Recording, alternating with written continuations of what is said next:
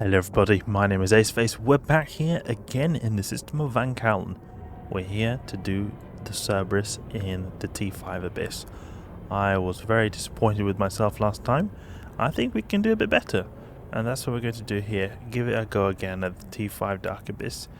We died previously. We've died 2 times so far in this fit. The first time was just, I would say, a lot due to a parting mistake. I was positioning myself a lot in the red cloud, the filament cloud, and my shield booster used a ton of capacitor, and I've already got a very shield hungry shield booster, so it doesn't help stuff. And then the next time was that I ran out of time because I was just simply not quick enough. So here we're going to try to focus on the time, and look here, we've got the Cynabal room, the one we've been looking for. So what we're going to do here is move a little bit, and then so that we stay out of this red cloud. You can see this red cloud, we're learning from the mistakes. So let's hope that this goes alright here. Deploy drones so we can have some distraction as well. And then see if we can then have a good time here by tanking these guys and doing a decent amount of damage. We're also going to consume the crash booster just in case, because this is a very difficult wave. This is one of the more difficult waves you can encounter here. And we'll also keep moving just to reduce DPS, incoming DPS, just ever so slightly. And we can also see that we are taking quite a bit of damage. So what I'm going to also do is consume the hard shell and the synth blue pill here.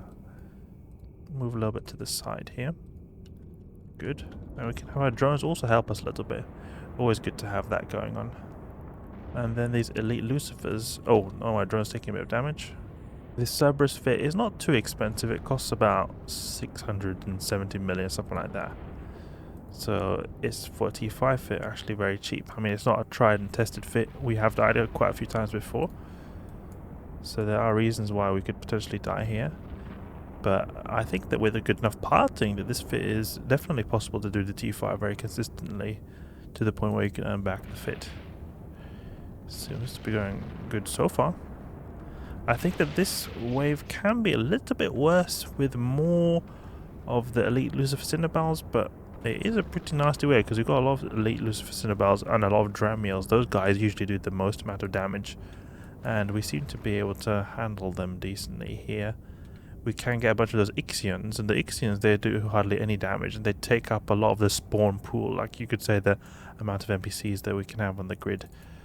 So in those situations, it's actually good for testing purposes that we don't have them sort of just making the wave a lot easier. Okay, that's great. The reason we died also in the first time I died with this fit was because, as I mentioned before, I ran out of capacitor. And I was thinking to myself all the time, well, it's because I was mismanaging my shield boosting. I went into the site with half capacitor. But the thing is, though, I've noticed that the newts here are not too strong. They're not too strong. We're able to actually resist them quite decently. The thing is, though, I think it all had to do with just me being in that orange cloud. The orange cloud made a difference. Oh yeah, sorry, there was actually an Ixion here. I missed that. So if that was not there, it could be a little bit more of a difficult wave. But still, I think it is... I don't know, what do you guys say? I think that maybe you can have a few more or like not T5, but like the elite Lucifer Cynabals for T5 you can have here. Let me know what you think about this wave. Was it a difficult wave? I would say actually that it's more like a medium Cynabal wave. I think you can actually encounter more difficult ones, but at the same time, I thought we handled it pretty well. We didn't have to overheat anything, and we also managed to destroy them relatively quickly. Those the Cynabals in the beginning were taking a bit of time to get through, but otherwise it was alright. And look at that, I just don't stop using the shield boosting for a bit and we get our capacitor back quite quickly because we have very good capacitor regen on this ship. You can check here, look at this. If we go on our ship, we just get the missiles going on there. If I deactivate this, I get 53 gigajoules to spare, so we have a really good amount of capacitor when we don't use that shield booster. Now I'm going to try to focus on taking out the webbers here. We didn't actually manage to save our drones. We lost 2 drones even. That was a lot of drones wasted. But it's okay. It's okay. Let's wreck this guy here. Let loose with Dramiel. And we'll just take out everything that webifies us because I want to just be able to get to this bilative cache as quickly as possible. Then afterwards, it's just Lucifer Echo we need to destroy. Great. Well, that's good. I really like this. So I feel actually quite confident doing this Cynabal room, especially when I'm not going into the middle of these orange clouds here. It feels a lot better than that previous one I encountered. We can even check the previous one I was fighting against. Go deadly. I'll go to this deadly Cerberus T5. So we can check quickly here what kind of wave we had here. You can check here. We had 2 elite Lucifers and 2 regular Cynabals. Okay, so it could be. It's a tiny bit easier this one than the previous one because we did encounter an Ixion. Okay, they did actually have an Ixion as well, and they had no Dramiels, so that would also make the wave a little bit. Since Dramiels can hit hard as well, like Cynabals. Because the problem here with this wave is Cynabals. They do a lot of damage.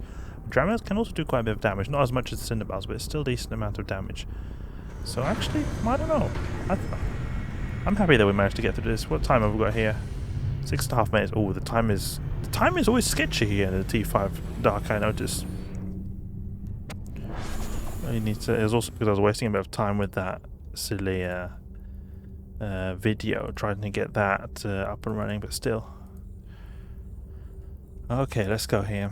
Take out these Leshaks. These are no issue time-wise, and they are destroyed so quickly. We do not even have to think about them the time here at all, and suddenly for the whole room, because they're just so quickly destroyed. Just make sure we don't let them get away too far. Good. Great, look how quickly we destroy these Leshaks, like as if it's nothing. And probably like complete this wave in like 2 minutes, something like that.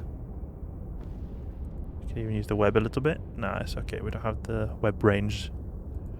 One volley here. Open this up.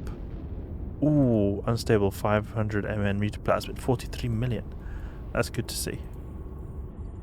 Move towards the transfer conduit. And now for this striking Leshak here.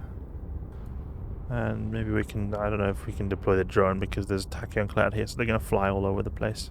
I should have gone for the renewing first because he's providing good remote reps. So it would have actually been better to go for this guy first since he's giving reps to him. We take very little damage from Triglavians actually because we have very good thermal resist in the Cerberus naturally. Naturally it's very good thermal resist, 86%, you see that? With just one Tech 2 Multispectrum shield hardener. No, webbing the wrong target. I should web this one instead. Oof, that was fast. Really fast when we webbed them. 500. Ooh, that's really great. Nice. We even had rage and it was that easy. Caldari Navy. It's always good to start off with that one, I find. Next room. And then suddenly we have 11 minutes left to complete the whole site. Ooh, tachyon cloud straight away. What do we have here? Got a bunch of rogue drones. Okay, easy wave. Easy wave. Do we even have any default monster suppressor? No, we don't have any. We could even move to this blue cloud, it'll be even quicker.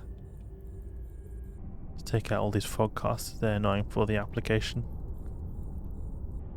And these rogue drones do a ton of damage when they get close, look at that, they're swarming me.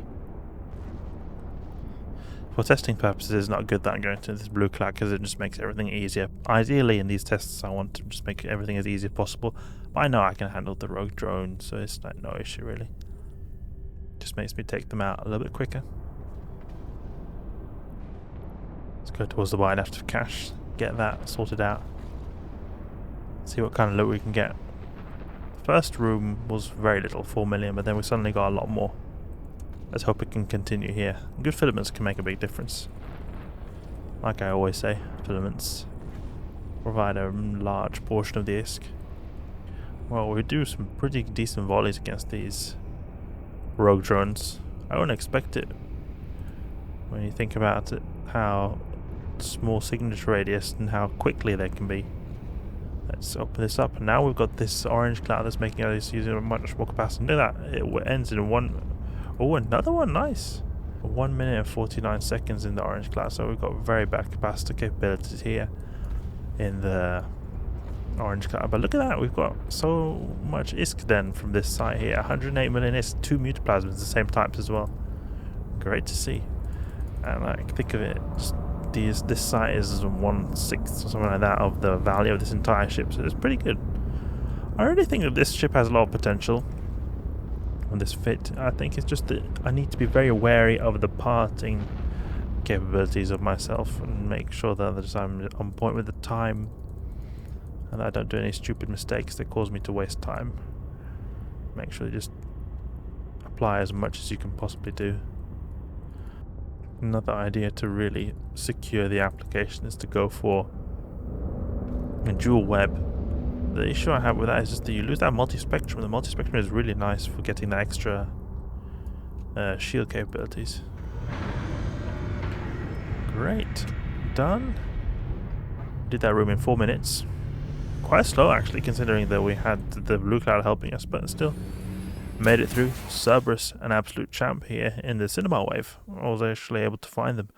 I definitely think that this fit should be able to handle the T4s actually, because I think the T4s are going to be a lot easier, and it's a very similar fit. I'm using the T4s.